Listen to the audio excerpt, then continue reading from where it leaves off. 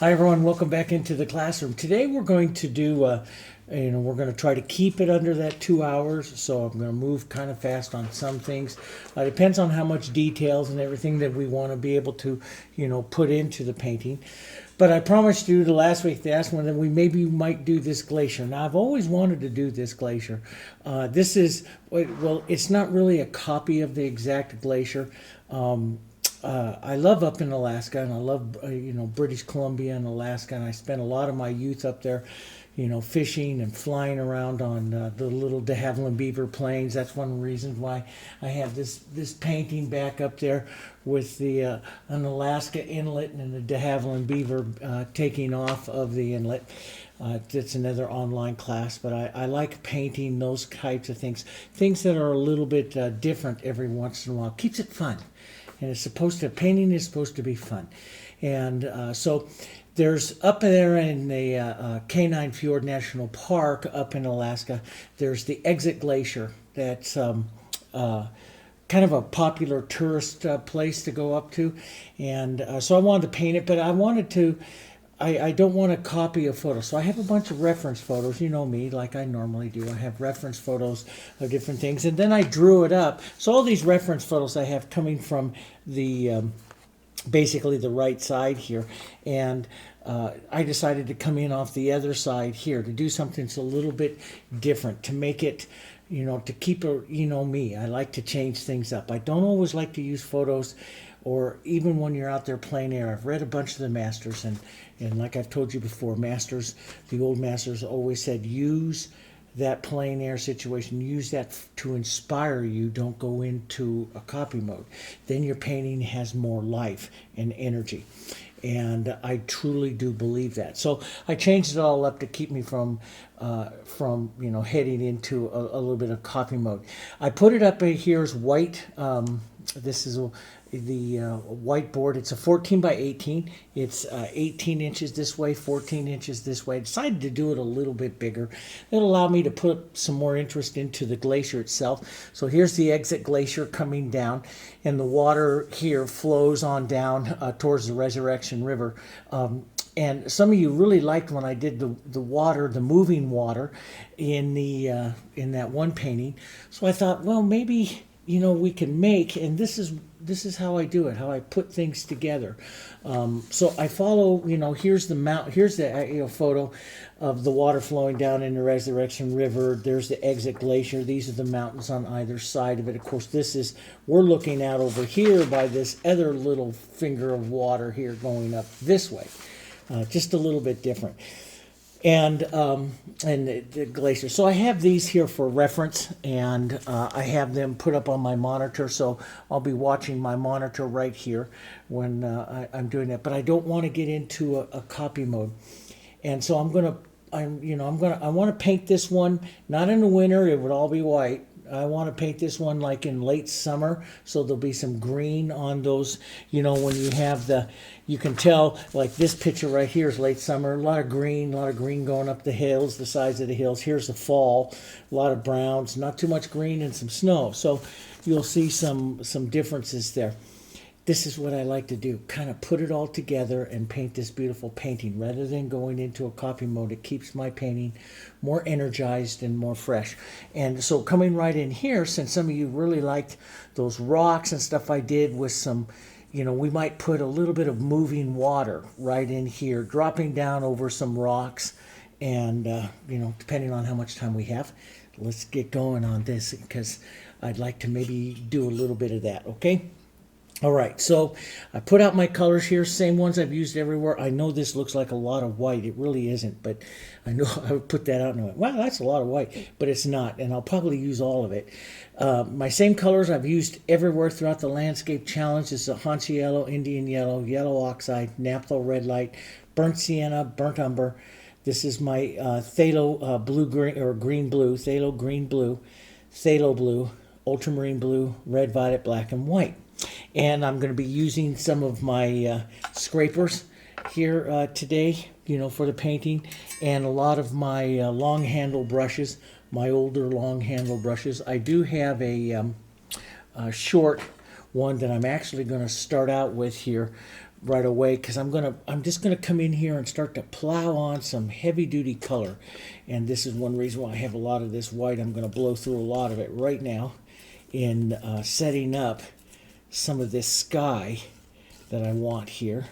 And I'll probably end up having to put out more white, but I want this painting to be a little bit thick, okay, thick and rich. So I'm going to go somewhere around here to an 8 or so. So that is pretty darn close value-wise here. That would dry down to a 7. I'm one reason why I'm going just a touch darker on the sky. Like you'll see that the sky up here on the glacier, now there it looks very light. Here it's very dark, very blue. The sky, depending on the angle of light and everything, can change. So why am I going, normally I'm up there that 8 and 9 when I'm putting in here. First off, the glacier's closer to us into the sky. We will probably lighten it up, okay? But that glacier is going to be white, so we have to take that into consideration as we're starting our colors. Does that make sense?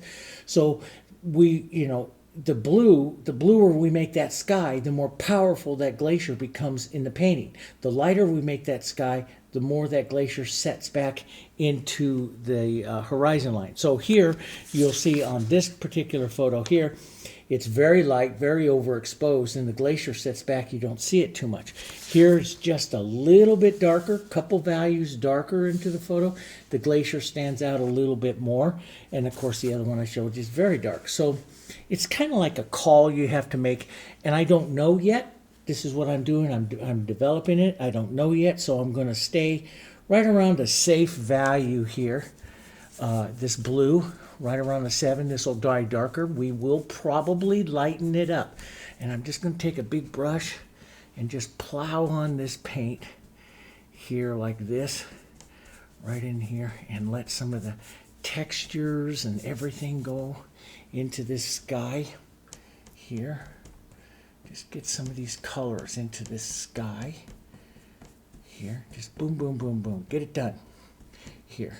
Then I'll come back and, I don't know if we're going to have any clouds or anything like that, streaking through here. But I do like to make, like I said before, my skies just a little bit wispy with some, lights. And especially if you're looking back, you get the atmosphere, the bit of the thin clouds and, just the atmospherics of it coming through. So I'll put a bit of that in there. Now, all this will change. We're not done with that. But that just keeps me going there. I'm going to turn my nice clean bucket of rinse water here right all blue real quick. But this is a very expensive brush that I use here. But you can see how fast and easy it does that. And so I want to take some of that color out of there just to make sense, just to make sure. Okay. So that sets in our sky. Now, see the white, you can see the white of the board in there. That exit glacier will really show up quite a bit. But we're probably going to lighten up the sky. If you're at all worried about it or concerned, you could say, okay, let's just show you what I mean. So if I come in here with my white and I say, okay, I want that exit glacier right here to sit along that line.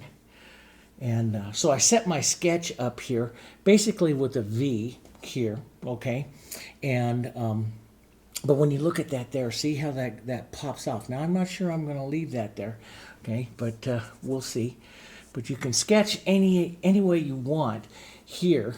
I came up here just almost about a third of the way here is where I'm going to put the land here. I put the glacier itself. I just drew a V like this. Okay, and that's off center. So the very center of the board is right about here, where this point and this point come together right here. And so if you're gonna sketch this, just drop a point right here and know that that's the center of the board, or whatever size board you use. Then just make a V up and a V up. Draw a line out here about halfway to the next part right here, and then that's the other part of your V in your line, and we'll drop a river in there. We're going to keep it very, very simple, the actual lines. We'll put a lot of interest and stuff into the painting there, but we'll keep it kind of simple for right now. So that's that blue. Let's use up some of this blue. Let's take some burnt sienna right into it. I love the grays. You know me, I talk about the grays that come off of burnt sienna and the blues. And let's just grab a little ultramarine blue in there as well. Sometimes I add the reds. I don't want to mix this up too well. I want some variation in it. So add a little red. Let's get just a touch more blue into that. Model this up. See how I model this up? So it's not completely mixed super well. We'll let a little more burnt sienna come out there like that. Now, if I'm doing stuff real quick, this is where I grab a scraper that fits it, which this fits this side here really, quite nice for this particular part of the mountain that's going to come up here like this. And I'll just drop down here some of this thicker paint, just like this. Now that's a little bit mixed for the way in which I like to do that. I'm going to scrape up over this way, take a little of that extra off. It's a bit over mixed onto the palette. That's one reason why that palette knife is kind of dangerous. Let's take a bit of our burnt sienna and our blue, and that's better. Get a little bit more of those colors going into that mountain there, a bit more. And I don't want to take real long pulls with it, and I want some variation and some movement and stuff here. A little of that burnt sienna coming out. We're gonna touch into there with a brush and stuff like that, but I want textures and lines and different things and going different ways. We'll push in a bit of this here, this side. That's good, and let's take some of this blue. Here, some more of these colors, maybe a bit of our yellow in here as well. And let's come right over here, drop some of this. Now this will all change. This is just my first dropping in some colors, because see, I just want color interest. That's all I want. Model color interest that we're gonna, we'll turn around and change this. But I want some of these modeled color interest, and I want different kinds of movements in here for right now. That's what we want. So I don't, set up a big long thing here. I'm just looking to break up and add some color movements and stuff like that. We'll change that. Okay, this is your first look at it. Let's make this slightly darker, more blue. So I'm going to bring the light in coming from the left side, upper left, so it'd be like about 3 o'clock in the afternoon is what I say. And so this side over here will actually be a little darker. So we'll take a look at that. We'll break that there for a minute. And yeah, that'll work. And just pull some of that color. Move some different ways. You want to move this some different ways. We're going to go to a brush that's going to break that up even more. Okay. So let's get a bit of our umbers, a little bit of blue, a little bit of white into that as well. Here. So we'll lighten it up just a touch here. And, maybe we're going to have these darker kind of greens, so a little bit of yellow in there won't be too bad. And pull that right down through. Some of that right through. Here. There we go. Okay. So this is, see, all my other colors, everything else I'm going to do is going to play off of this, and some of this will cover up, but it is, setting in some interest right away for, the painting, and that's what I want to do. I'm going to go more of the green. Let's take some more phthalo green, some of our yellows here. Okay, and because we're going to want to have some greens and stuff, let's get a little siennas in it, a little bit of burnt umbers. And I really want to play the colors. So yeah, we're starting out kind of dark and stuff, but this will be the greens that are going to come up into this area here. Okay, and when I start doing this and stuff in classes, students start going, what are you doing? All I'm doing is looking for color and where I might want to put colors in, and I'm building paint. You get interest in paintings through paint, so I start to build paint like this, And I'm going to push that up the side of the hill here just a bit. There, like that. Where that green and stuff is going to come down in through there. This is a very different way. And you just, sometimes I tell my students, you just got to hang on here a minute. It'll all make sense in just a little bit, but we got to get some of these colors. So a little bit of that red in there looks great. Here, there. There we go. So we get some of that. And we can see what that, the glacier looks like right there with that yellow, with that white that's right there. And of course I'm going to just take my 3/4 inch brush and some of these dirty colors here that are right in here. And I see it's slightly green, so I'm going to add a little burnt sienna to it. And a little tiny bit of blue into that to make more of a gray here. And I'm going to pop that into some of this. Now I'm gonna do what I call, just break up these edges. I don't want to make any, see all these edges that are here, we're not into detail. We want to keep our edges very loose, very wild here right now, because we're not into any defining. I'm going to go a little lighter here and pull that right across. Just tap that a bit here. This is how the Impressionists start out, and which I like. You're starting out very impressionistic, and it's very hard. And right now, some of my students have died already, when I do this stuff. But this is, I love to do this because it's just kind of like, let it go, let it fly, and have some fun with it. Now, I took a blue and red, that naphthol red light, to make this other gray up over here. We'll toss some of that and break up this edge. There's some big rocks on the glacier that happen to come right down through there, and let's just take a bit of that color out through here as well. We're going to play these colors, right? That's a beautiful color. Let's take a bit of that right up through here, playing through some of this as well. This will all change up here. We're looking at color. Let's pull down through some of that. That's starting to dry up, so it's great to break those edges. That's what I like to do. We'll break those edges here. Move some of that around just a bit. Okay, it gives you all these colors, and sometimes I'll come back in something like that and say, okay, I want to pick out a little bit more burnt sienna into that, and I'll pull a stroke of like burnt sienna in like that to break up those colors in that hill just a bit more. And maybe that burnt sienna and burnt umber and a tiny bit of blue, because we think cooler over to this side. So let's just push a bit of that in. And see, those work so well with all of the other colors and thick paint and movement that I have there. And this is what I start to do. I'll start to let's add some of that siennas and that blue and stuff over here, maybe as a bit of a shadow over here. I start to think structure, a little bit of structure. First I start thinking of blocking it in, and then I start thinking a little bit of structure here.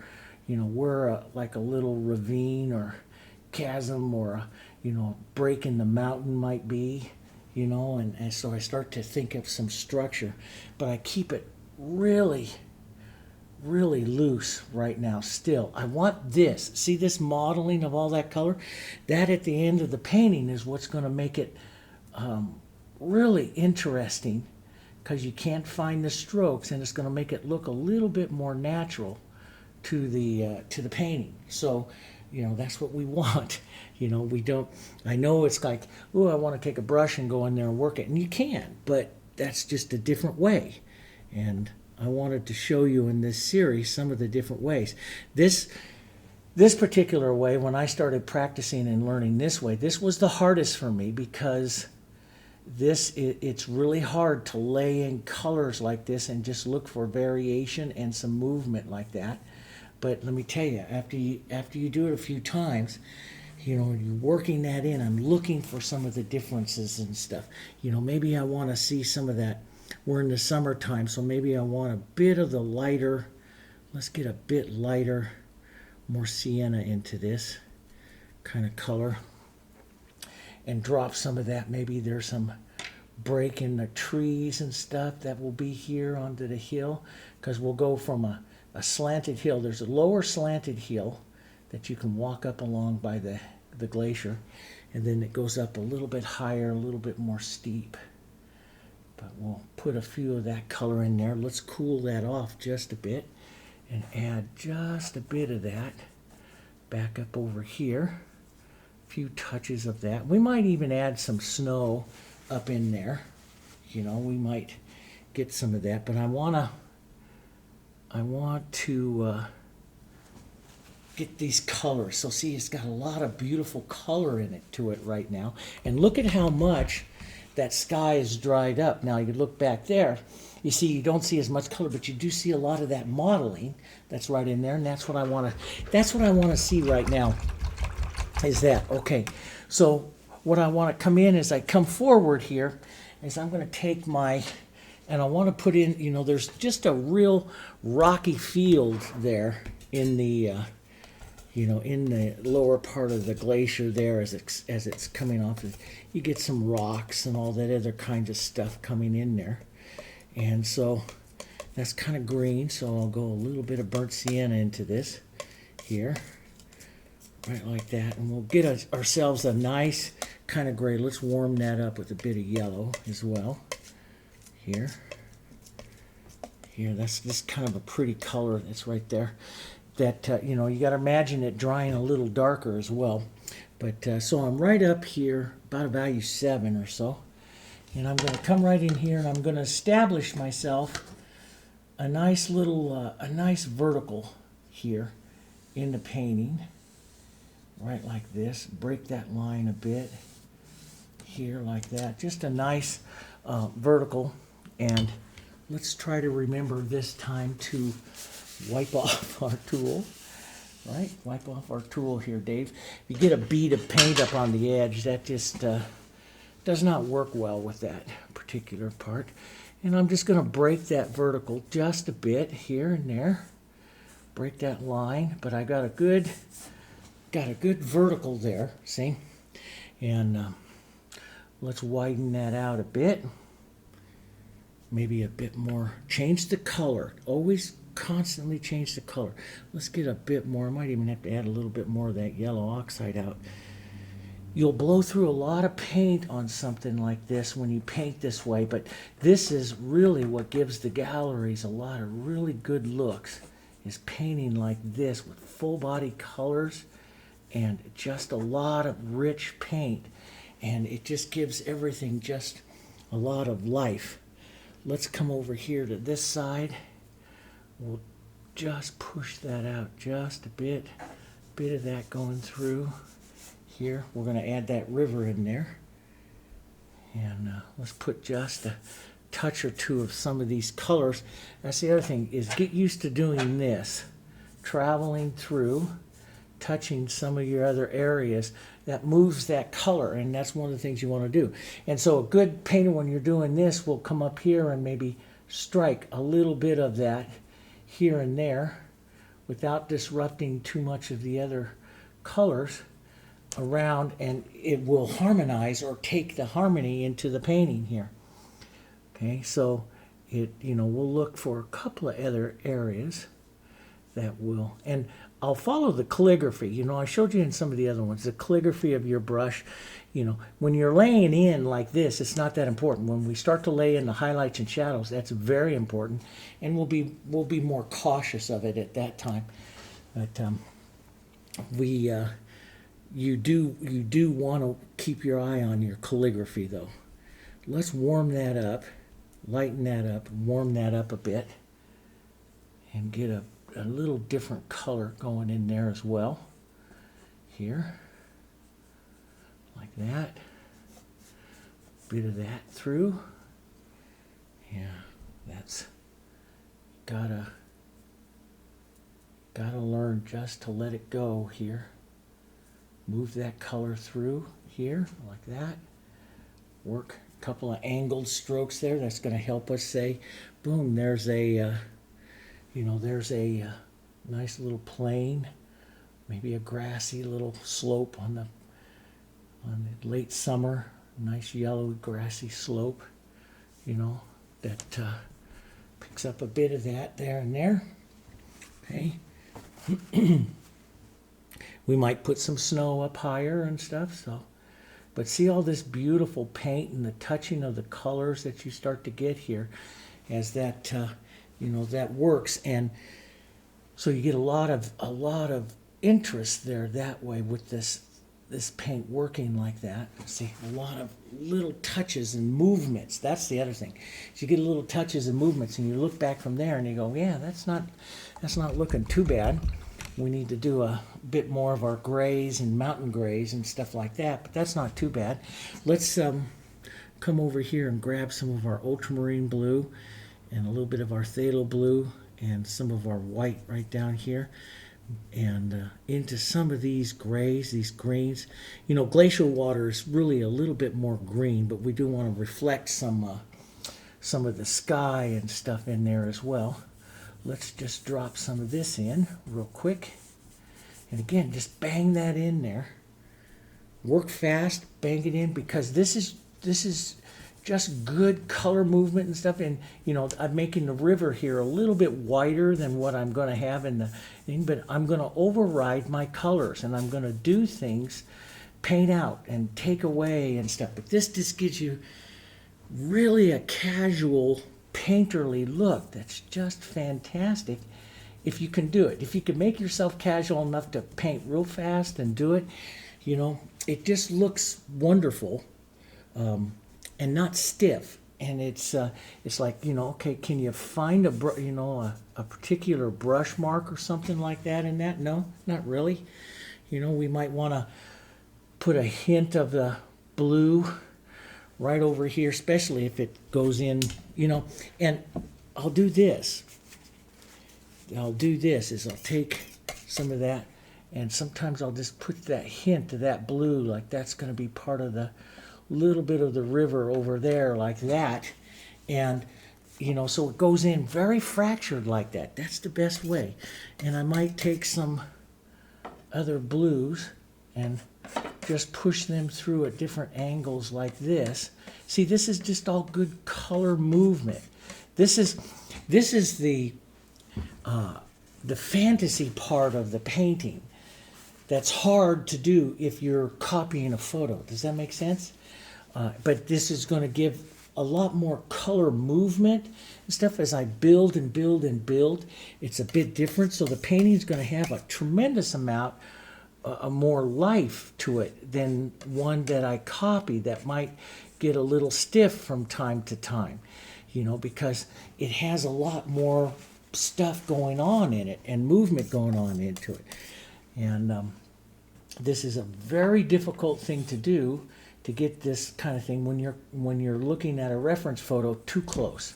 This is like a fantasy of it, which is what I like to do, which makes it really fun if you can let yourself go just a bit. Let's take a little blues and burnt siennas.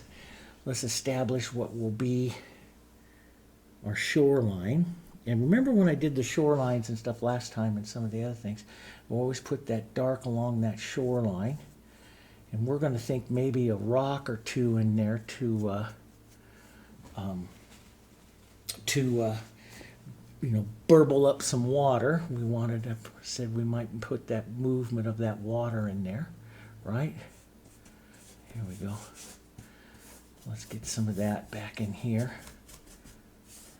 There, like that. Just good movements. And that dark helps, that dark, powerful stroke there helps the other stroke pull through. Let's grab some of these other colors here and push that right into our water as well. Some of these colors. Water is a reflection of everything around it, and especially the sky, right? Here we go. And use your old brushes for this type of stuff.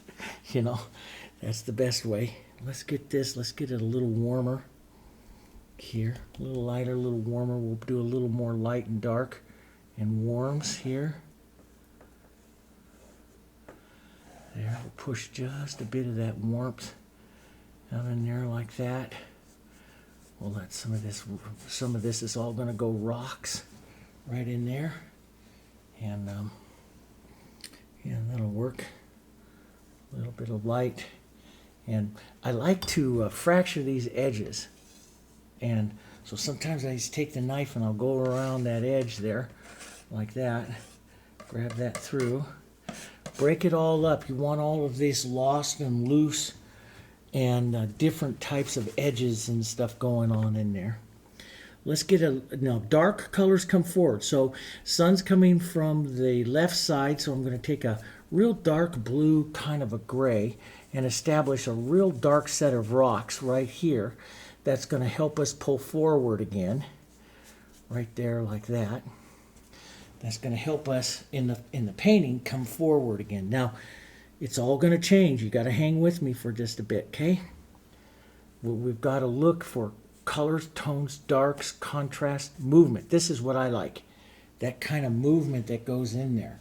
And that's a hard thing to do if you're copying a photo because you probably don't see it, especially if the photo is like overexposed. But what you have to do is like, you know, when you look up real close at a mountain that's like there, all of those kinds of colors that are going to be in there, there's a lot.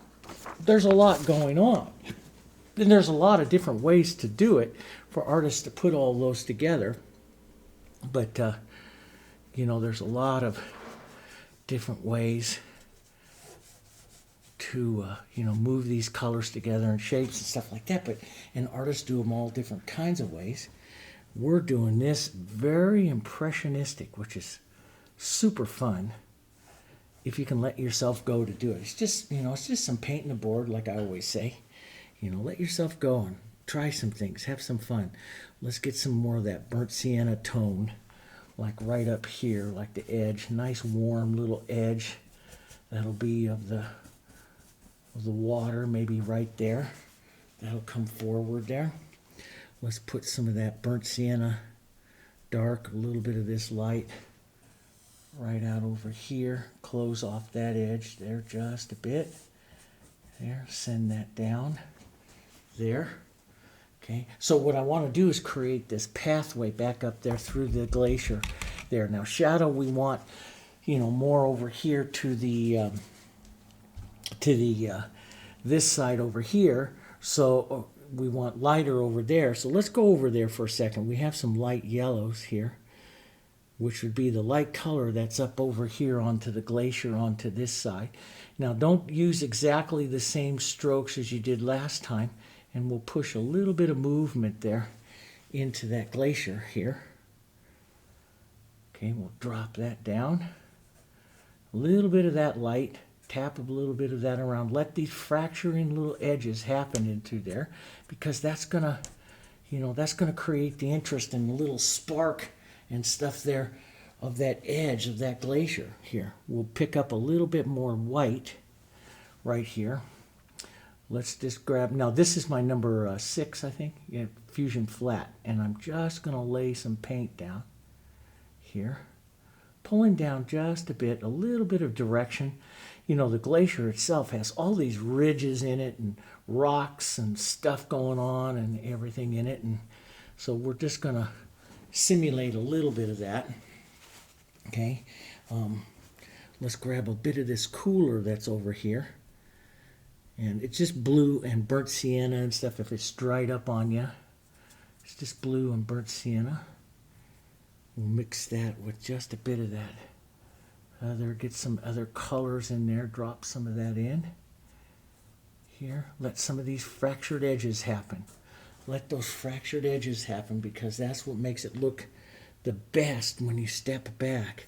A little bit of blue. Let's go a bit of blue into that, you know, and violet. Oh gosh, don't forget the violet. The violet into the snow is so pretty, especially on the shadow side. See, that's a pretty color in there. Let's push a little bit of that in. We know that. See, I walk around here where I live in the winter time and just take, and those of you that follow me on Facebook know that I take tons of snow pictures and what snow looks like. So it's really easy for me to, in a painting like this, just to emulate it without having to look too close with it. because I see it and study it all year long. Now let's at the end of the glacier, it gets a little falling up and down here. So we'll fall up and down, give a little bit of verticals there, like that. And we'll pull back down just a bit to give some of that vertical, some little crevasses and stuff in it. You know, get that violet, some of these other darks. A few strokes of that in there. Bit of that movement. That's going good. Movement, that's all I'm painting for. I'm not copying anything. I just know at the end of the glacier it falls down here. So we'll add some falling motion here to that, to the snow and stuff there. And yeah, that'll work. Let's put a different little field right here. There, just like that. And I thought about raising up the Harding ice field that comes up through here, and I thought about raising that up a little higher and seeing a little bit more of it, but you know, that's not natural. That's not what the glacier looks like. So no, we won't do that. We will raise right up here just a bit. There. Okay, so you get that moving. Now, see, you look up close to this and you go, oh my God, what is that? You know, but you step back now, 8 feet, that camera's 8 feet, right? And the eye starts to take it all together and look at the tones that are starting to happen in here and what's all happening in the painting. That's the difference, really, between a painting. You know, for years that I was a decorative painter, we'd paint landscapes and stuff, and we, you know, get up real close and we paint like this, and nothing against that. I'm not saying anything against that. I have a lot of books and DVDs written like that. Okay, but you know, when you are painting for a gallery, you want to paint it so that you step back, and so it's hard to get in there and just say, okay, I'm going to put that movement in there. You know, like I might take some light fracturing movement right here and just put a light stroke right here and let that fracture up against that edge to grab a little bit more interest up into the glacier up there. Now, you know, I'm looking at those types of movements and stuff here. You know, so yeah, it's a different way of looking at stuff. Let's take some of this light blue and some of this gray that we have, some of this glacier that we're painting up here, and let's just add a bit of that. Don't get rid of everything else you've done, but let's just add a mark or two up like this into some of these rocks up here to create some of that nice movement on there. And sometimes I will just go grab those just like this and find a movement, find a plane, and just drag it down like that onto that plane so I don't lose all of that angled motion. And see, I like that kind of rippling that does there. This looks great, you know, in the painting. Let's just grab some of this and try a bit of that, maybe coming down like this. See, I like those colors and stuff coming in here. Now, I can turn any of this into different types of mountain shapes just by where I start to create my shadows, see? So I put that all in there, and I've got all those colors building in there. And then let's take a little burnt sienna and some blue here, okay? Nice darker gray color. And we'll come in here and we'll start a few downward planes like this. Now, I don't want to be too precise, but you can see that starts some of the angle, the crevasses, some of the different looks to the mountain here. So let's drop some right back in here, separate these two hills just a bit. You know, there might be a little bit of one, sometimes a little more burnt sienna into it. So the color changes just a bit. Here, push that around a touch. There, get some lights and darks up there. Cut some edges here. Pull at a different slight angle this way, and you create that shadowy plane of the mountain there. Pulling back that way, but I like that fracturing that it gets there, that gets just a bit more interest into the mountain. It's a real fanciful, fun, impressionistic type of way to paint. And, you know, if you feel that your paintings are stiff and lack a bit of life, you should slide into painting this way for just a little bit. It'll change you up, give you a different look at some things here, and approach it a little bit different. It takes a bit of confidence. You know, it's a bit scary, you know, to go in and touch something like this, and then just to break up and look for colors, you know, and that stuff. And then they just start to see, if you look at that, it just starts to come to life. You know, that's our job, right? Our job is to get this life and energy into it. Change up your colors, a little burnt, a little bit phthalo green blue and some red. Those are beautiful colors, deep kind of colors. You can touch some of that. Now sometimes out of that brush a little bit of that red will come through. Maybe you have some trees and stuff in here. You're just painting the impressions and the movements of them. You're not painting them. You know, you just have some of the idea of the overall movements of those trees and stuff.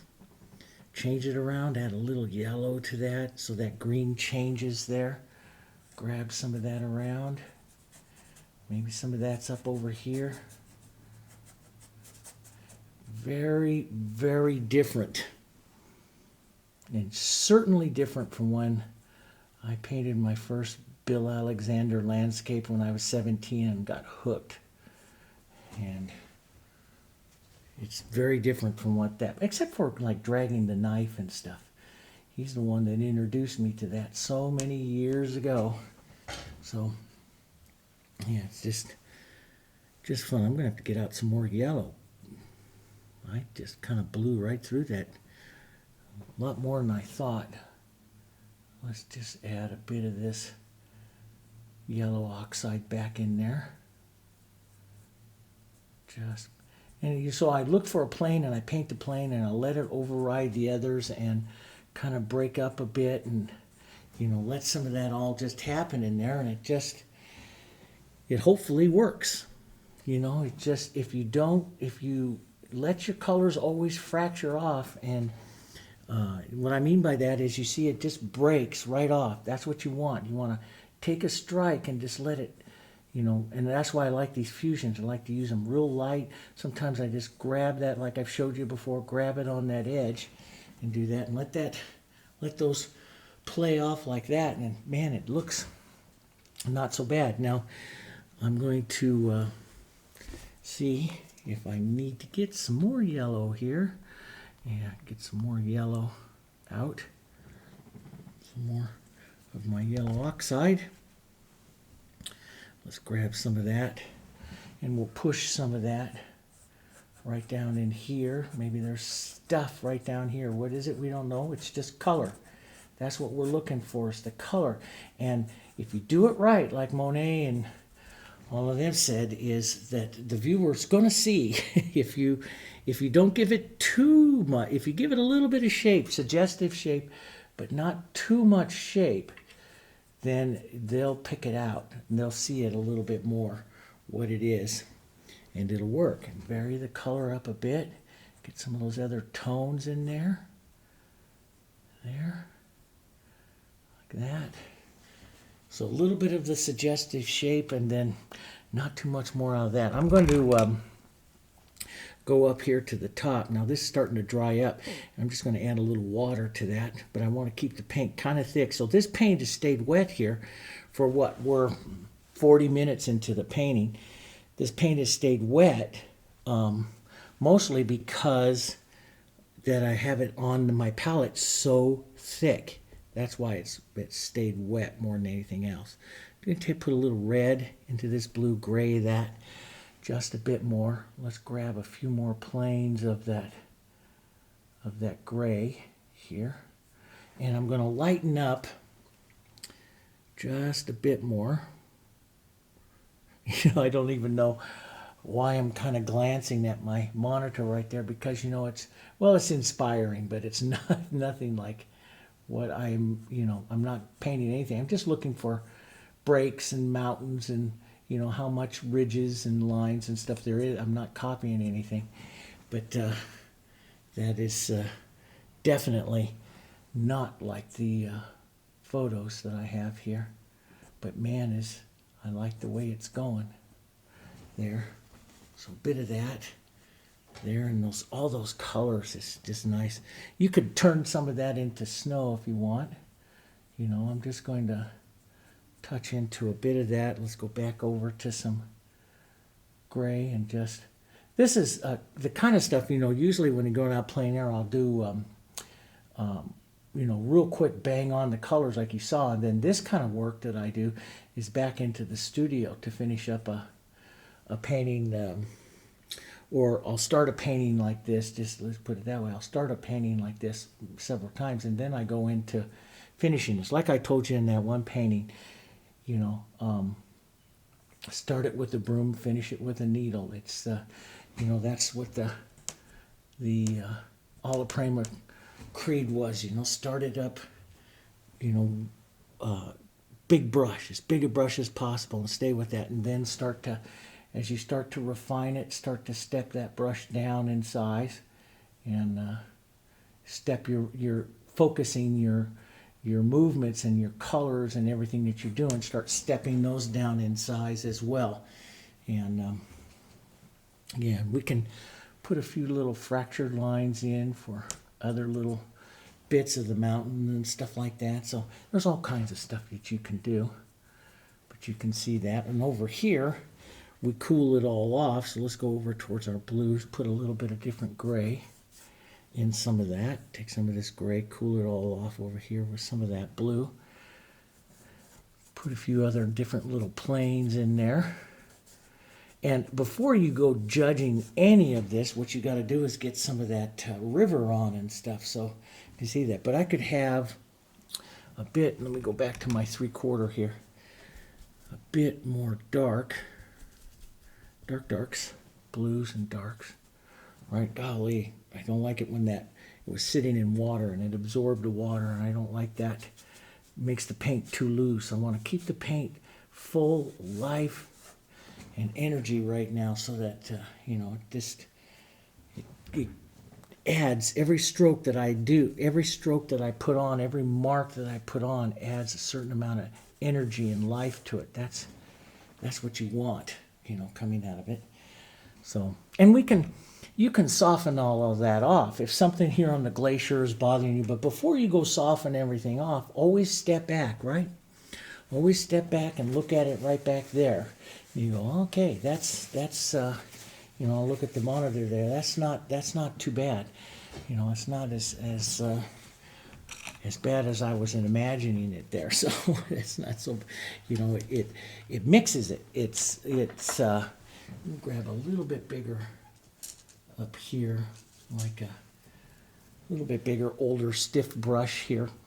I'm going to take some sky colors, and I probably should, let's just use this scraper here, push some of this off the way here, and give myself a little room for some additional sky that we can paint up into the, and I want it, so that's the phthalo. I want a little more ultramarine into that. Okay, and sky color, basically, that we're going to take down into the water here. And so water is sky and reflection of the sky and all the other colors of the scene and stuff around it here. So we'll grab some of this, push some of that in there, and I'm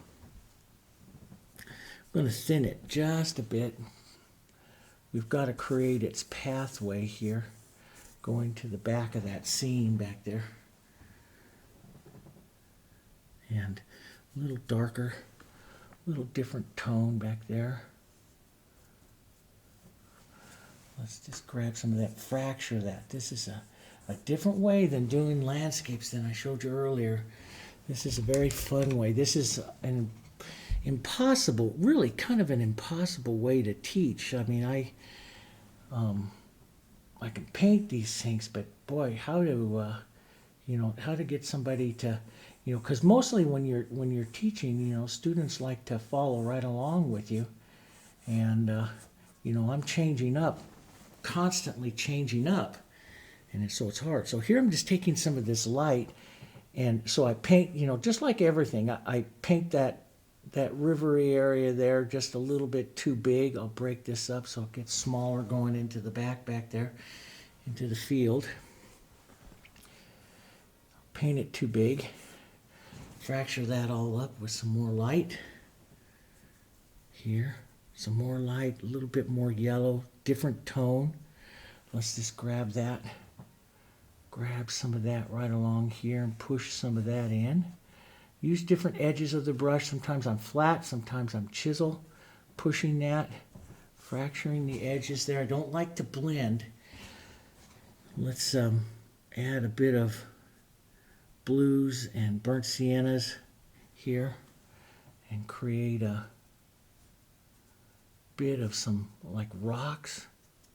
Here we'll put in the shadows. I always start here with kind of the look of some of the shadows of those there, and then we'll build from there. It's fun though, you know, when you're just creating here. You're creating. Let's take some rocks down into the water here, right up along the edge here, like this. Here, imagine some of these shadows or shadows of some of the rocks, and burnt sienna blue. You could use a little burnt umber in it, sometimes a little touch of the red to change that gray. Model that all up so it all comes off different off your brush. Turn your brush in different angles, points here. Use different parts of it and everything. And let's grab some of that shadow right up here. A little bit of that. A little bit of this out into the water. Rock or two if we're going to make some of that movement of that water. We might need to narrow down. To get the water moving faster, it will narrow down, so we'll bring some rocks out into the water to narrow it down a bit. There. That's pretty good. Let's take just a little bit of that tone of blue, push that right into there. So in a lot of areas, you know, you don't really know where the water's ending and the ground is beginning. And that's a good thing. You know, I used to paint really stiff, you know, perfect edges to the water. And you see, when it's blurred like that, when you step back, you know, your eye will find its own. Everybody's eye will find a little bit different if you don't give it to them exactly. Now, if I come in there and swing a shadow right along that shoreline perfectly, I've defined it so perfectly, and then if there's something off about it, they'll see it. But here, you won't, because there's just so much stuff going on. They'll find their own natural way through it. The viewer will. So we'll just create some colors and some marks there, like that. Maybe there's some other rocks out there, right? We can take some of this. Let's get this, let's try some red and blue here. Some of those nice warmer kind of putty grays colors. A little different here. And we can add some of those in here as little touches of where that rock might be. Now I don't want to paint everything with every rock with this color. You know, we just want to have some of them here. Change it up a bit. Let's go a little bit more of that blue with this other gray into that. Change it up here. Add a few touches and marks of those. There's some rocks right up there. Let's go a little lighter, a little warmer. And push the light struck plane where we want some of that light. Now, this is just my first look at that light struck plane. I may change that down. But I'll take that nice light, you know, think, okay, light's coming this way, so it's going to hit them basically on that plane. And we'll fix some of the others. My problem that I have as a left brain artist, I'm a solid left brain painter, logical, analytical painter. And my problem is I'll tend to make all the rocks the same size. And that's a hard thing for me, to just go in there and just tap things in. Now, if we want perspective, we'll drop the size of these down a bit as they go back further. You know, just leave a few little bits and hits and stuff. And you can see where all that movement back there really comes important now. Let's get a little more burnt sienna into some of this blue and just add a bit more coloring and pushes. See, it's your eye's just going to find, if we don't do it too perfectly, we're painting it very impressionistic, very loose, and letting the viewer find it. Find those rock shapes. And, you know, like I say, if you want to get nice and loose as an artist, this is the way to start. And, of course, you can paint like this for a while to loosen up your regular style. You may never like the painting, but boy, you do this to loosen up your style. I'm going to go back to some sky and some of this gray and just set a little bit of that back through there, just to lose those edges just a bit more, and pick up some of all these colors of gray. See, that's where I like, and I just drag them. And it creates that impression, everything going on there. That's great. Let's go back to that light. So it's just multiple strikes, back and forth, slightly different tones, you know, and get some of that light back in there. Right back up in there. That's be a little more consistent than that, Dave. I was getting a little too wild there, and I do like to keep a real good, like, horizontal. The good horizontal will be right in here, just dragging that with the edge of the brush like that. That keeps the eye, the viewer's eye, focused on that horizon just a bit. So a good horizontal in there really helps. Let's put one slightly. Let's look back up over here again, and then I'll have to check it, but let's just keep that. See, a good horizontal just keeps the landscape to it. I always call it, just keeps the landscape. Let me grab my tool I dropped. Just make sure. Yeah, it keeps the good horizontal. Now, I don't want to make it too perfect, and I can drop down slightly, or right here I'll go up slightly and increase that horizontal right over here. As long as it doesn't have to be on the same plane, we just need a good horizontal in there to help that look there. Okay, and let's touch through a little bit of light, thinking, okay, light's hitting just a few little marks out there. Few little rocks with that. Back up over there. Too much there. Let's some of them, you know, some of these rocks that I have, I will lighten, warm. Here's my, you know, putty kind of gray here. Lighten and warm, and hit them a little bit more particular, a little bit more perfect, precise. Give them a little bit more shape to them. I don't do it to every rock, just the ones that I want to visually pull the viewer towards a bit more. Let's get some of that shadow. Blue and burnt sienna is your nice shadow. You're going to have a kind of a medium color, which is your receding plane, which would fall down this side. So as you define your rocks, and then more burnt sienna blue, maybe a bit of red. Just a nice dark, core dark here to drop in some shadow side to that. That's a not so great looking rock there, Dave. Let's put a little bit more of a shadow side onto it. And some of these, you know, the shadow sides that work like that, that just gives the viewer a nice feeling of where the light is coming from. So the shadow's going there. the shadow will come here on this one, so we'll paint a nice dark up on this one here, right like that. A few of those going through, just like that. Let's take some more of these kind of earthy colors, burnt siennas, greens, some of that, and let's just reflect that right down into the water here a little bit. Now, why do you put those on? Well, water reflects them. The other thing is, these colors make the water look fantastic when I go to reflect the shines and the lights. So you put that nice warm kind of color in here, and it kind of hides your shoreline just a bit, and it makes that, now so you can step back on that one and look at it. So you get that nice, and what it does is, you don't really know, is that a reflection there? Is that, shallow water there?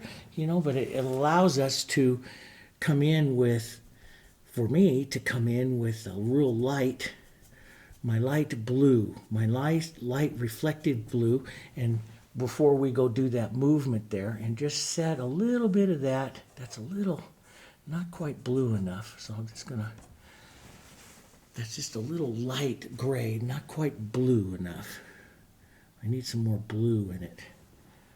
Let's just reset that, put that in right there, and push my greens and stuff right back. See, if you make a mistake, it's easy to take it out. Just kind of blur that all together there, and we'll let that sit for a second. We'll reset that blue. I need this just a little bit more blue to happen right through there like that, and some of that. See, that's the picking up some of the sky. That's what's going to make it look like water. It's some of that just dragging through that movement there, just like that. Light pressure of the brush here. Nice light little stroke. It's coming right along the edge of that rock right there. I'll set some in. It's coming down right there like that. Pull it horizontal here. We'll pull some of that. It's going to come right into here. Okay. And we want a bit of movement coming around these rocks. You guys like that movement, so I'm going to push in a bit of movement here. More, just kind of scumble this in. And the reason why I use the scumbling kind of technique here is it goes with the whole technique of the painting here. So, that's one reason why I want to do it. I'm going to scumble just a little bit of this. Scumble means to just drag that brush with a little bit of paint, and it fractures over the surface like that. Okay.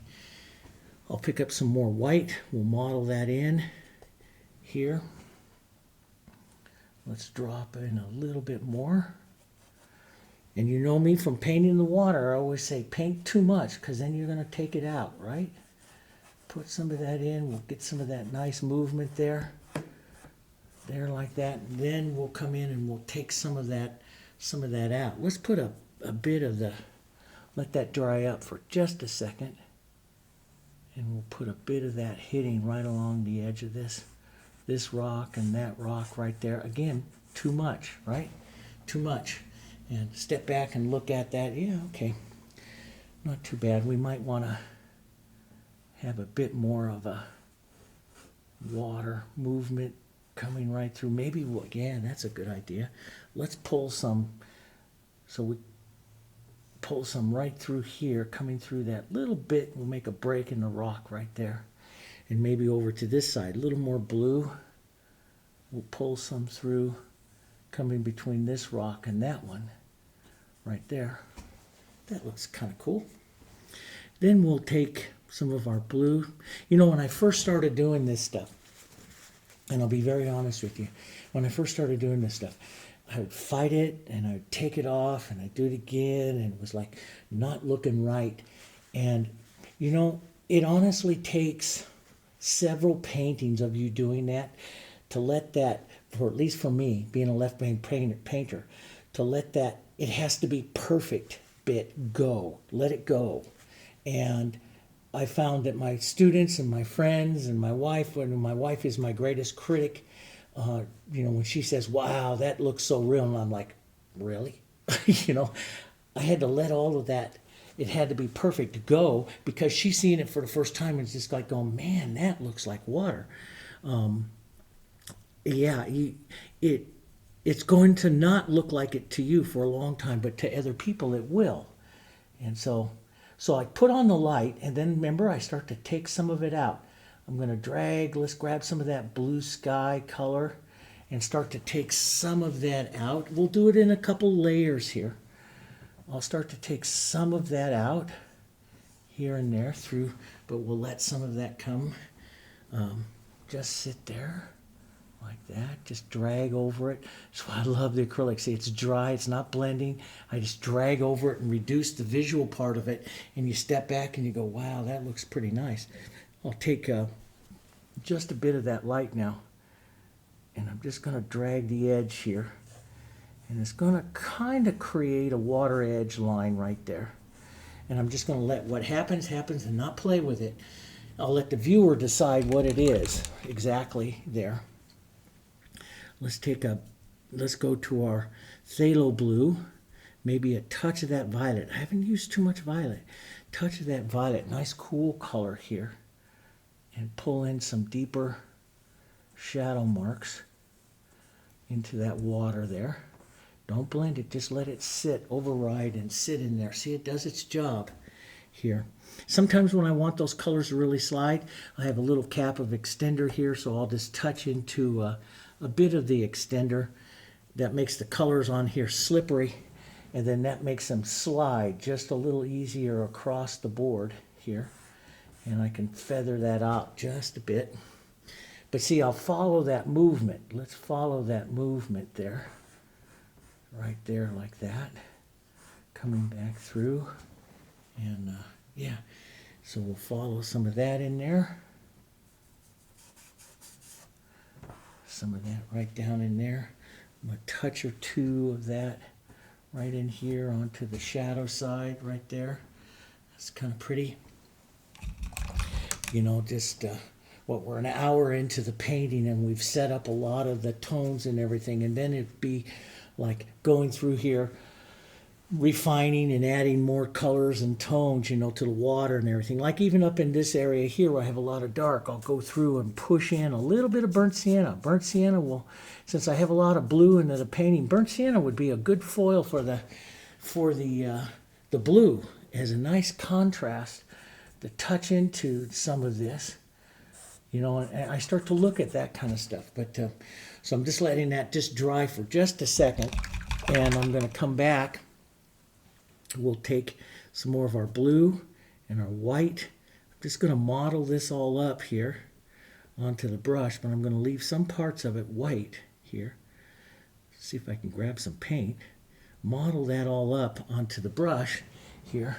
So as I come back through and tap through and grab some of this and this nice movement here, I'll go through, just do that again, see, and then I'll go in, when I start to get close to the final, now I usually let that dry up a little bit more, but you hold your brush very flat and just drag some of those nice hits of that light whiter color coming through there, and that'll give you your nice movement through.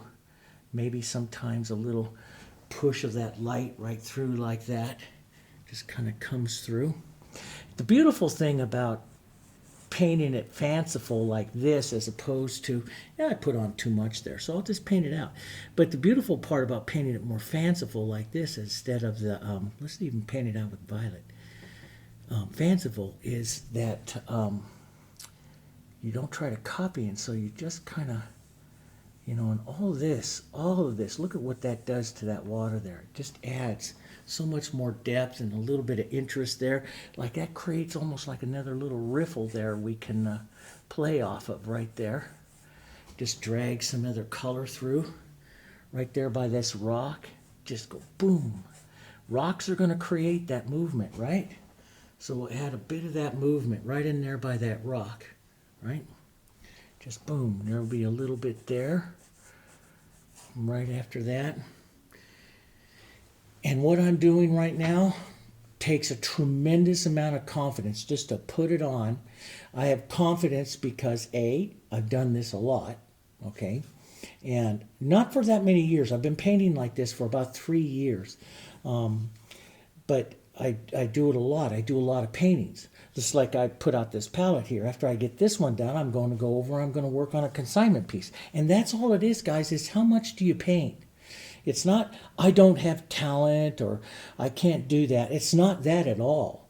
It's sheer repetition. I'm a left brain. I studied chemistry and making of acrylic paint systems and stuff like that.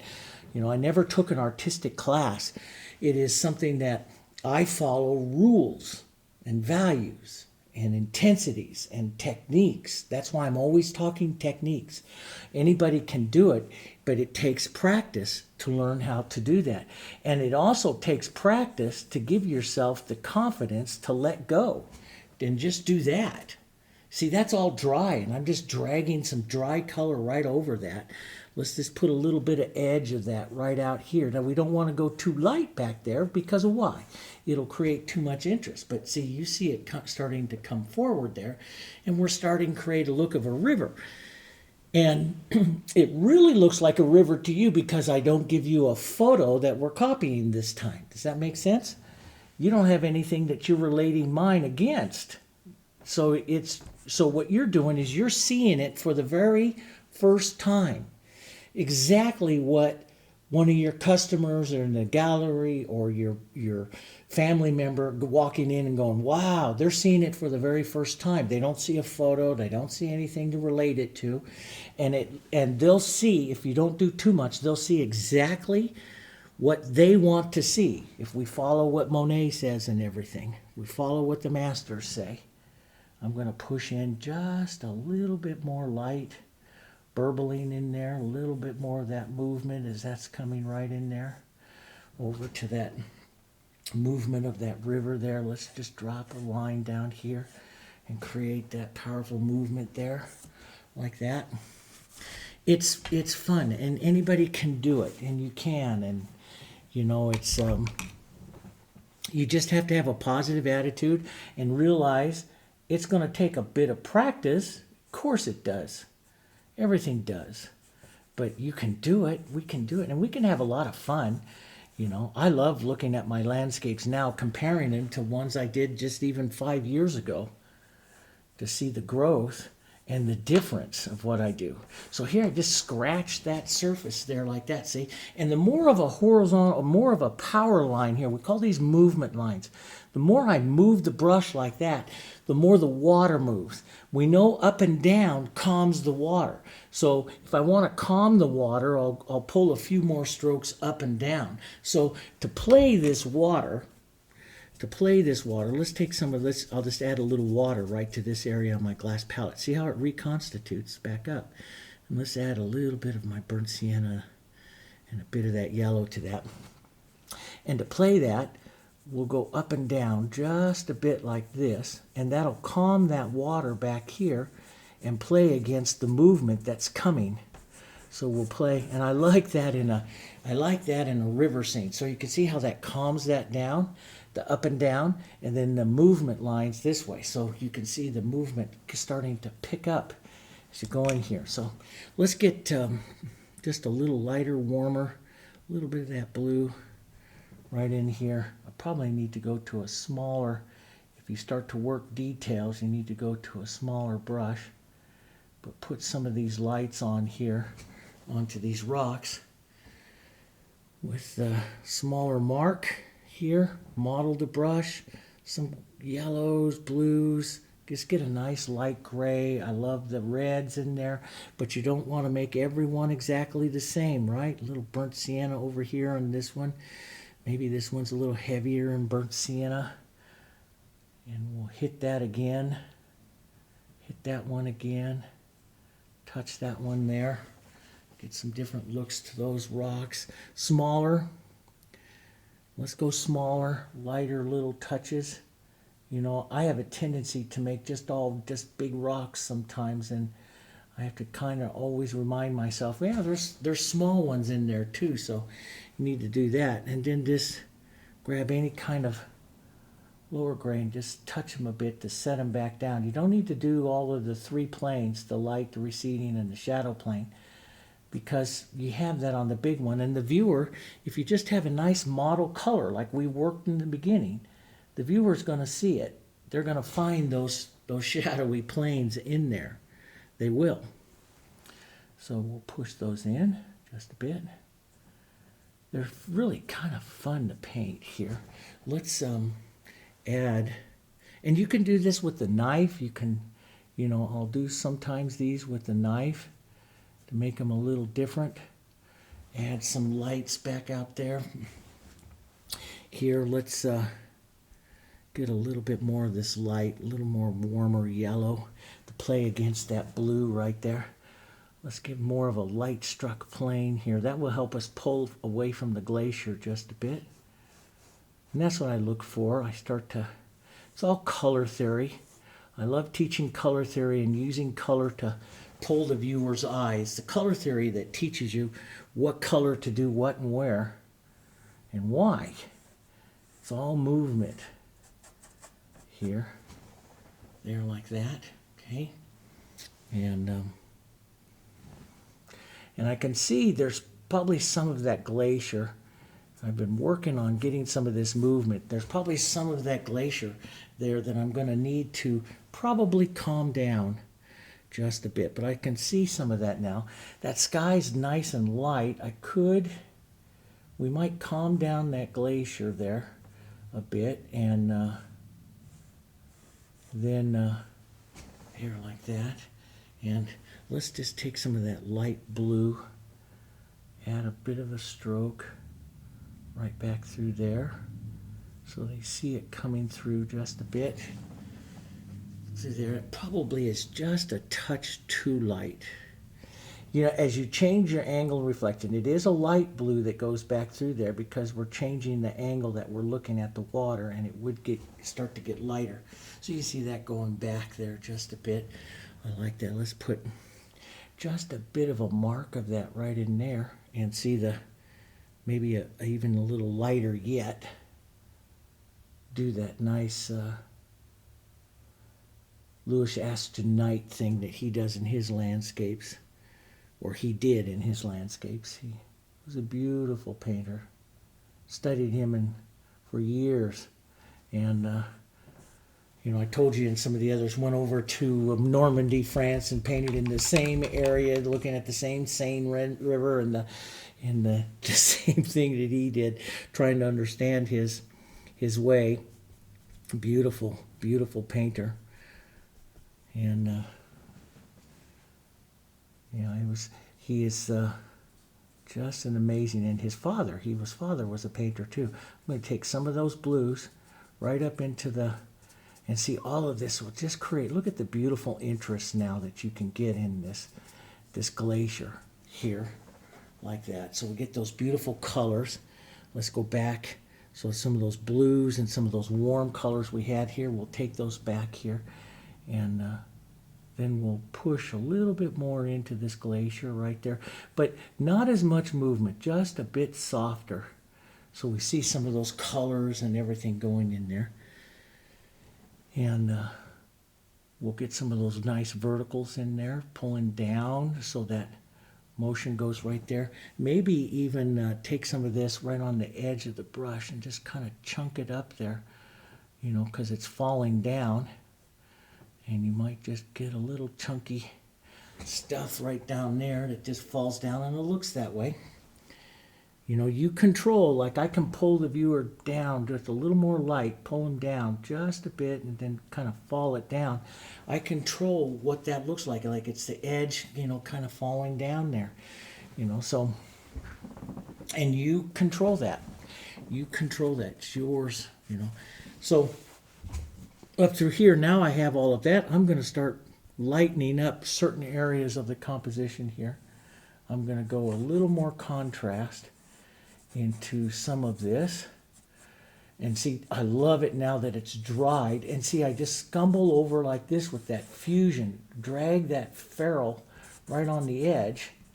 And that fusion will do the work for you. See, the soft brush will just do the work for you and get you some of that movement in there. Get you some of those planes and those movements there.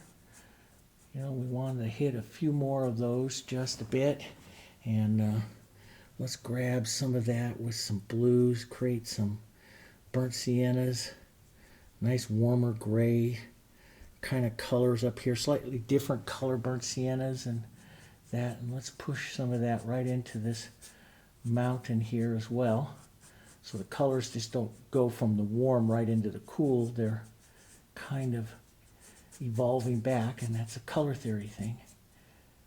We'll push some of that right back in there. Push some of that back. And let's lighten that up, yellow it up a bit. That's pretty good. We can grab some of that sky. All of this just makes beautiful colors. And that's just a touch light. Grab just a bit of the blue here.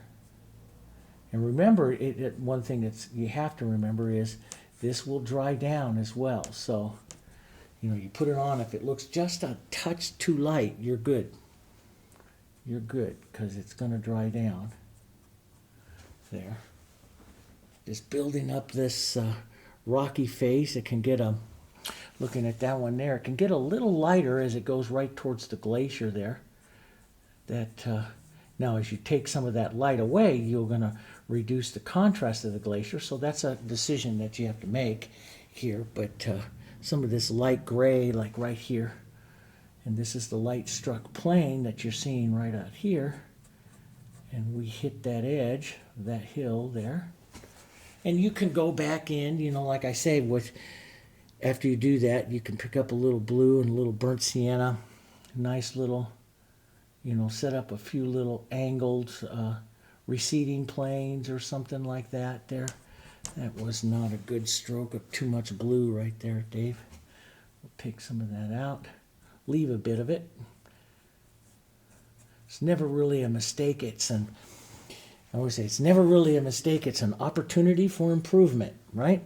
You have an opportunity to redo it and do it better. So let's push a bit more light right up on those edges there. I like the powerful, you know, the powerful light strokes. See, all that's starting to pull you in here just a bit more. You know, I'm surprised, and it's hard for me. I watch a lot of the, you know, current modern day masters there, and some of the Western painters that I just love, and they paint these magnificent paintings, and you go up close and you go look at them like I do. I'll go study their paintings up close and stuff in the galleries, and they just leave it so rustic looking, unrefined, and to me it's just kind of, and you step back and it's just like, wow. But it's a hard thing to do, and I've spent the last couple of years trying to get myself to leave some of that, and it's not easy, because, you know, I came from more precision, and I did realism for a long time, so I came from more precision painting, and it's hard to paint impressionism. But, you know, I mean, you do that and you start to do some of this impressionism, it's really a lot of fun, and it'll loosen up, and then you can find your technique between impressionism and this. You can find whatever one you want. Let's just push in a few little more marks for interest within that side of this hill here. It's not all about this hill though. It's going to be right in here. Your eye's going to go choom, right up through there. So I don't want to do too much back there, but a bit of some of the burnt siennas and blues in there. A bit of that movement is kind of nice. Keep it cool. This is the shadow side here. We'll just keep it all very impressionistic, and you step back and look at that. That's not too bad there. Now I am going to work that sky again, and I'll probably put a little bit more light and stuff onto these rocks and everything here. I want to get some more light in there, get some more stuff going. But let's go into this sky here, and we'll take some of our white, and we'll get a little bit lighter. And I'm going to watch. I want to set the glacier back just a bit. Boy, I hit some of that yellow that's still a little bit wet there. Why am I fighting this? Let's just take this off, even though I do like that color. Take that off here and push that in there. Don't ever fight the stuff on your palette because that'll tense you right up. But let's go even lighter yet here. Maybe a couple values up close to. I'm going to poke a little bit of extender in this so it slides. A couple values closer to the, and we'll go right over the edge of this just a bit to blur that edge. Right over the edge of that just a bit. And we'll streak this through the sky. I want to get more streaks, up and down movements, horizontals, more misty look to it. We'll come up by the edge of this glacier a bit. Maybe pull over just a touch to bring that glacier, soften that just a bit. I'm watching, watching your movement through here. Yeah, this will be a good thing for several of my students that are still just a little tight with the brush, to get them to use that scraper to apply that mountain, push all of that color in, and then come back and we'll let some of this, sometimes pull up and down, get some different movements up into that sky and right up into here. And I'm probably going to set that aside for just a second. Oh, that one's not the one this is the one I was using. We'll go grab just not quite white, little grayed color here, and reset that edge of that glacier. The glaciers themselves, they get really dirty. We don't want to paint that. We want a pretty glacier, but they really do get quite dirty. There we go. And we got to make sure that that shadow stays over there. Now I'm not going to drop the shadow in perfect, but that shadow stays in over there. And to really make sure we get that light and shadow, let's drop a little bit more light right over here. So we really get that light and shadow of that glacier, the light, and maybe a hit or two right up over here. Right there, that might be too much there. We'll have to see. If it's too much, you just take it down a bit. There. That's kind of nice. Now see, that's lightening up that sky right there. That's kind of nice. Let's go put a little water in this. Let's go just a bit more blue. Back up here, right up into this edge, and scumble that right on down. I really don't want to do clouds because that's just going to interfere with the glacier itself. And so I'm just going to model the sky a little bit more. I haven't put any violets in it, and I really do like to put violets in. And I really do like violets in my landscapes, and I haven't really painted too much into this one, so I can add some of that, some more of that. And let's just model that up. See how I just move that sky so the sky stays a little bit more interesting, a little bit more color interest into it. Here, like that. Yeah, and let's go a little bit more blue, maybe a touch of that red violet into this. I do like violets into the sky. That's a little cool. It's a little bit more blue. There we go. Let's come back into the middle part here and just push that in a bit. See, that violet would look pretty just kind of pushed in and out throughout the whole scene here a bit, because that's a pretty addition into the painting. So what you would do is just take some of these violets, especially to the cool parts of like your mountains and stuff here, push some of that in, get those beautiful violet grays here. Let's grab a brush here with some of these violets. They get these nice violety grays colors, the cools here. Push those in just a bit here and there. Yeah, a little bit of the, every once in a while. Now you can toss a little burnt sienna into it and it warms that violet. Still has a little bit of violet cast to it, but it warms it just a bit. We can toss some of that in here. You know, I'm a big advocate of just toss this tones in here, let them dry down a bit, and take a look, because it's movement. And you know, you put it on there and you go, oh my God, that's wrong. No, it's not. Not when it dries. It won't be wrong.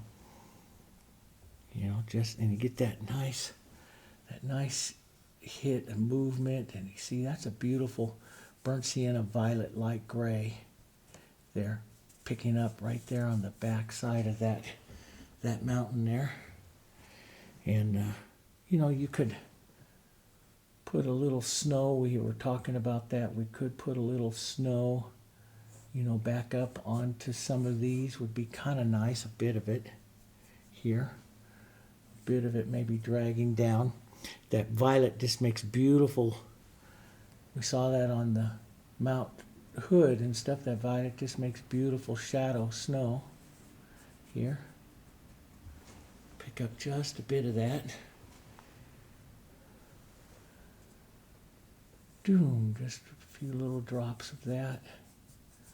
Right up on those edges, maybe a little darker. A little hit of it down lower. Like that. Darken it down. Gray it down, a little more burnt sienna.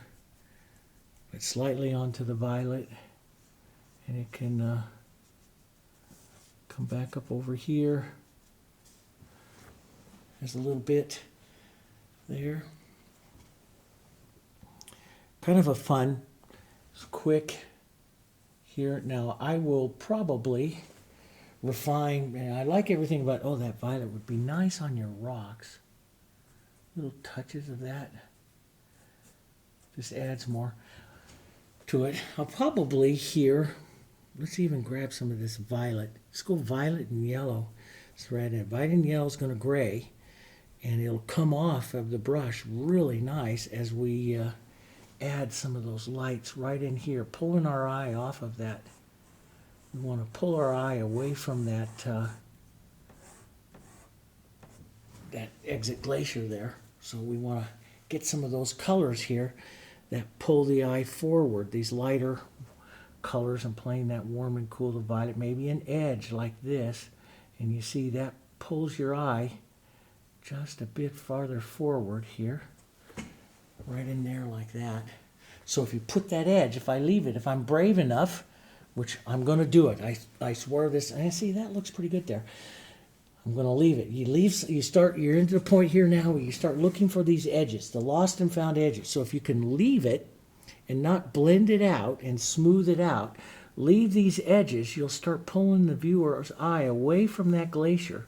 Wherever you leave that little contrast of that edge, see? That pulls that viewer away from that glacier there a bit. And let's slide this back and forth just a bit more. There. Pull that color through. Let's be brave, Dave. Let's put a mark of that right up here. Break it up a bit. Boom. That's just a bit of that color. Boy, I wish I had made more of that. And that would be just excellent to touch. That's the impressionism of it, that someday I'm going to really be good at it, I hope. Just to put it on there and leave it with confidence. Like that bit of blue. Just break those edges there. And let's push just a bit more of that violet and some of our yellow. Push a thicker paint edge, just boom, right up here. Put that front edge shoreline on, but you know, you can blur some edges of it and, you know, let that, you know, maybe it's that thin water we talked about, you know, or they don't know exactly what it is right up there. Some people might even see all this as snow, and that's okay. You know, maybe but we'll leave just a few little marks of that through there. Break up our rocky field there just a bit. Let's be a little brave, a little more violet, a little bit brave back here though. Let's get that edge, bounce it around a bit, that edge here. See, that puts that nice landscape look to it with some of those vertical, or those horizontals here. Different, right? Told you we were going to do something different. Yep. In the, each year out at Sydney, here, we bring our color theory students, those that study online with us. In color theory, we bring them all out here for a week of painting and and fun, and we challenge and push them, and I think we're going to make them paint everything, or 90% of a painting with a scraper. See how everyone does. And so I think it'd be a heck of a lot of fun. Get some of these contrasting marks in there. Pulling that viewer eye forward. Now see, that made all my rocks look a little bit too dark, so we'll just hit them little parts with a little bit more of a light shine mark. Put a mark of paint following their light struck plane there. So we'll just lighten just a bit, maybe even a touch more than that. Nice light plane hitting them here, like that.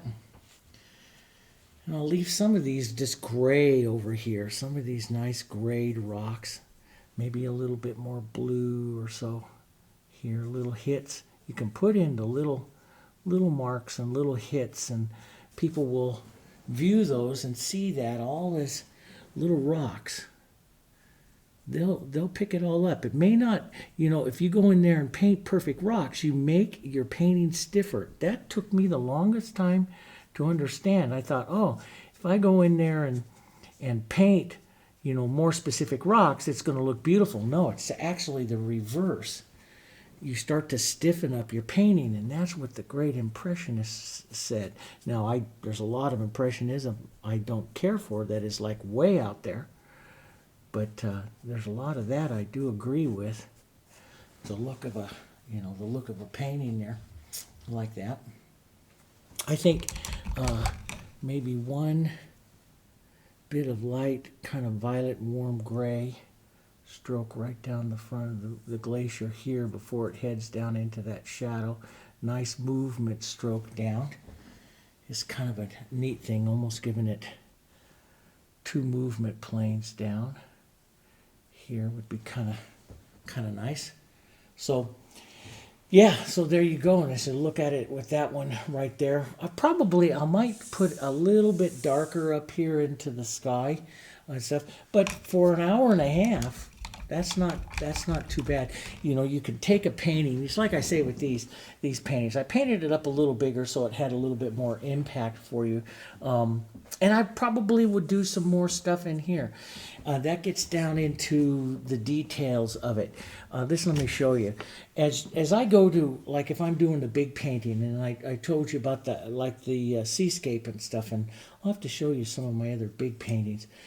I go in and I start finding little marks. I'll take my smaller painting knife like this, put a bit of model up some lighter yellows and stuff like that. So when I start to really start to work for more details and stuff that I want to find, I'll push something in like this. Now see, that creates a lot of, you look at that creates a lot of movement in there. And what I actually do when I do something like this is I create too much. Like you've heard me say this a lot. I will create too much and then paint it back out. But so I always head to the other extreme. So I'll push some of that in there like this. See? So I'll head to the extreme and see all of that. What is all that? Well, the viewer's going to see it as trees, little bits of grass, and all kinds of stuff going on in there. But I'll push some of that in, some of these other colors. Don't take away all your dark. And then I'll come in there and start taking some of it out that I want with my dark, and even letting some of this dark here. Let's get some green and some burnt sienna. Nice dark here. on the knife, just flat onto the knife like this, and just kind of roll through that, break some of that up, and that gives just a little bit more of a fracturing line as far as little sparks of interest into the painting here. And if you can, this is the kind of stuff that, and if you want it softened out at all, you just drag your finger through it just a bit. But you start looking at adding little sparks like that, and you step back and you go, wow, those little sparks really look great. Take some of that light, that nice energy of that light, put it on the edge of your knife and run it right like that. And that puts on a little bit more of that line. You can soften some of it out, but it puts on a little bit more line, a little bit more movement down here like this. A little bit more of that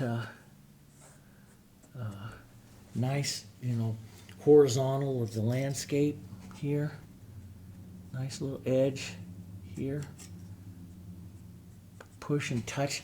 One reason why I love the acrylics, because it's dry, and if I don't like it, I can just take it right off. That's not a problem. I won't disturb anything that's underneath. Just pull down just a bit. Use some of this light to direct. You might even have a little burble of the water and stuff like that as you come forward here. You can pick up a tiny bit of blue, slightly different blue. Let's use an ultramarine blue and white, and use your painting knife, just the edges of it here, and create like little burbles of water with that, and that just starts some of the movement that you would have. Here, maybe we'll push a little bit back here, just beginning a little bit of that right in there. And again, you get too much, like I always do, and you just put a bit of that blue into a brush and take some of it down, soften it down a bit to where you like it, and it just starts that nice movement. You can use the edge of your knife like this, just the front edge corner. Add little touches of white ripples and stuff in there, little marks. And of course, this is what I do on a big painting, on a bigger gallery painting. This is what I do. And I'll take my time and push some of those in, those little marks, this is, on a small painting like this, and what we're doing here, we don't really have time, but, this is one of the things that I do to add just that extra, because little sparks like this just add extra little bits of movements and interests, and, what are they? What is some of those little marks back there? And, your eye just picks them all up and see some of those colors and planes, and that's the impressionism. That's the impressionistic part of it. I love it. That's what I like to do. I'll push and look for some more colors through there. And just push those all in, and you get a nice painting. And it will be. And to you, always, it'll look a little off. Okay, don't sit there and tear yourself down as an artist. You should never, ever tear yourself down as an artist. We're all learning, and we keep a nice positive attitude, and we're all learning, and then we all go up. But if you tear yourself down, you put a mental block in here, and you won't ever recover as a painter. You never do. So, thing is, stay positive and go, well, you know what? There's a lot of things I like about it. There's some things I don't like about it, but it was a fun experience. It's just a little paint and a board, and I'm going to do it again. I'll probably put a little more blue right up through there in this, but yeah. And then if it was a studio painting, I'd do a lot more into it. This would be just really kind of the foundation. I'd come up in here and, break up. If this was studio painting and I had more time, I'd come back up into here now and break this mark up just a bit more. And so that gives just visually a little bit more, planes, and you can see what that does.